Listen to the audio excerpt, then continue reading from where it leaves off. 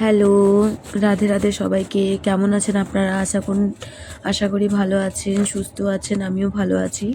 তো আমি অনেক দিন ধরেই ব্লগ মানে ডেলি ব্লগটা করতে পারছি না। শরীরটা আমার ভালো ছিল না, যার কারণে আমি এখন কদিন ধরে ব্লগ দিতে পারছি না। আমার ডেলিকার ঘরের কাজে যে ব্লগগুলো আমি দিচ্ছিলাম, তো এটাই আজকে আমি আজকে কি রান্না হচ্ছিল আমাদের, ওই রান্নাটাই আমি আজকে ভিডিওটা রেকর্ড করলাম। তো খুব তাড়াতাড়ি আপনাদেরকে আমি ব্লগের ভিডিও আবার দেব। তো এখানে আমি আজকে বাঁধাকপি করে নিচ্ছি, আর এখানে আমার হচ্ছে পালং শাক, হিং আর কাঁচা লঙ্কা আর কালো জিরে ফোড়ন দিয়ে। তো এদিকে শাকটাও হচ্ছে, আর এদিকে আমি এই যে বাঁধাকপির জন্য আলুগুলোকে লাল লাল করে ভেজে নিচ্ছি। আর এখানে আমি মশলা বেটে নিয়েছি, আপনার আদা, ধনেপাতা আর টমেটো। আর এখানে ফোড়নে নিয়ে নিয়েছি আপনার গোটা জিরে, তেজপাতা আর হলুদ নুন দিয়ে আলুগুলোকে ভেজে নিলাম। আলুগুলো এবার তুলে নেব আমি। আর তুলে নিয়ে ওই তেলের মধ্যে আমি জিরে আর আপনার তেজপাতা দিয়ে যে মশলাটা বেটেছিলাম, আদা, টমেটো আর ধনেপাতার যে ডাঁটিগুলো থাকে, ডাঁটিগুলো আমি ফেলি না, আমি ওইটা দিয়ে রান্না করে দিই। ডাঁটিগুলো দিলে খুব টেস্ট হয় তরকারিতে। তো যেহেতু আমরা নিরামিষ রান্না খাই, নিরামিষ রান্না করি, তো ওই জন্য মশলাটা আবার দিয়ে দিলাম। আর এর মধ্যে আমি দিয়ে দেবো 2 চামচ ছোটো চামচের নুন, হাফ চামচ হলুদ আর আপনার 1.5 চামচের মতন ছোটো চামচের জিরা গুঁড়ো। তো এখন আমি একটু মশলাটাকে কষিয়ে নেবো এদিকে। আর তো হ্যালো বন্ধুরা, পুরো ভিডিওটা দেখবেন আমি কিভাবে আজকে রান্নাটা করলাম। তো এখানে আমি শুকনো মশলাগুলো দিয়ে দিলাম। ওখানে আমার ওই কাঁচা মানে আদা বাটাটা যেটা ছিল ওটা একটু ভাজা ভাজা হলো। আর এদিকে আমি মুগ ডাল করে নেব। তো মুগ ডাল এখানে আমি করে নিচ্ছি। তো এদিকে আমি একদিকে মুগ ডাল বসিয়ে দিয়েছি, আমার পালং শাকটা আর ভাতটা করা হয়ে গেছে। তো এখানে আমি মশলাটা ভালো করে কষিয়ে নেব। কষিয়ে নেওয়ার পরে তার মধ্যে আমি এবার আমার বাঁধাকপি, মটরশুঁটি আর কাঁচা লঙ্কা যেটা দেওয়া আছে, ওখানে আমি 6টা মতন কাঁচা লঙ্কা চিড়ে রেখেছিলাম। তো এখানে আমি বাঁধাকপিটা দিয়ে দিলাম। বাঁধাকপিটা দিয়ে আমি ভালো করে মশলার সঙ্গে কষিয়ে নেব। তো এখানে ভালো করে মিক্স করে নিয়ে নিয়ে পরে তো আপনাদের আমার ভিডিও কেমন লাগে অবশ্যই একটা কমেন্ট করে আমাকে জানাবেন। আমার অনেক ভালো লাগবে। আমি আপনাদেরকে মানে নিজের ডেলি রুটিন আমি কি করি না করি, আমার সারাদিনের কি কাজ থাকে, কিভাবে করি একা ঘরে, সব আমি আপনাদের সঙ্গে শেয়ার করার চেষ্টা করি। তো কিছুদিন ধরে আমি ভিডিও দিতে পারছি না। তো এদিকে আমার মুগ ডালটা ভাজা হয়ে গেছিলো। তো আমি এখন এটাকে 2বার জল দিয়ে ধুয়ে নেব ভালো করে। আর ধুয়ে তারপরে আমি আবার এখানে দেখুন ফ্রেশ জল দিয়ে বসিয়ে দিলাম। তো এটা যখন ফুটে উঠবে তখন আমি এর মধ্যে নুন হলুদ দেবো। তো এদিকে আমার সবজিটা মশলার সঙ্গে মিক্স হয়ে গেছিলো, আর আমি এর মধ্যে আলু আর আমি দিয়ে দিলাম একটুখানি চিনি আর দিয়ে, আর এবার আমি একদম লো ফ্লেম করে দেবো। লো ফ্লেম করে ঢাকা দিয়ে দেবো।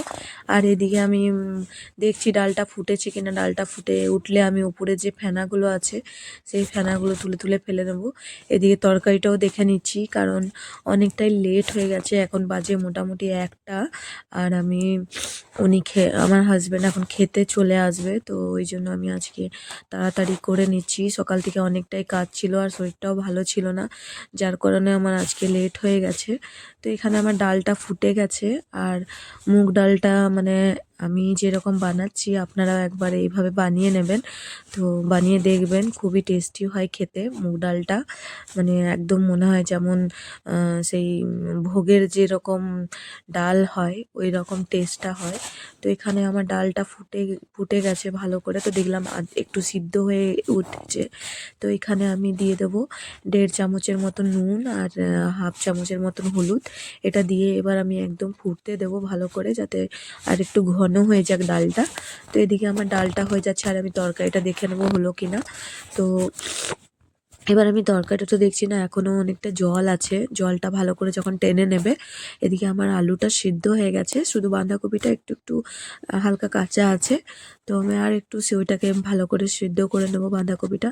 তো আমি ডালটা তো আমার ডালটা সিদ্ধ হয়ে গেছে ভালো করে। তো এখানে আমি ডালটা নামিয়ে নেবো একটা বাসনের মধ্যে। আর আমি দুটো কাঁচা লঙ্কা ভেঙে পড়ে এখানে রেখে নিয়েছি। কাঁচা লঙ্কাটা আমি এই ডালের মধ্যে দিই না, এইভাবেই রেখে দিই।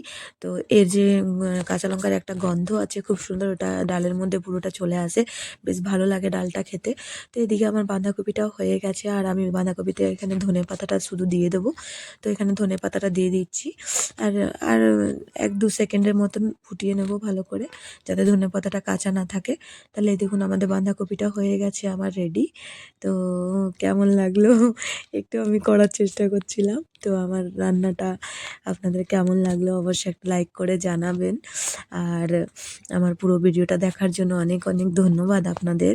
তো এখানে আমি এবার ডালটা ফোড়ন দিয়ে নেব। তো এখানে তেল গরম হয়ে গেছে, এখানে জিরে, 1/2 চামচ জিরে আর একটা তেজপাতার হাফ টুকরো নিয়ে দিয়ে দিলাম। একটু লাল হয়ে উঠলো, নিয়ে এর মধ্যে আমি ডালটা দিয়ে দেবো।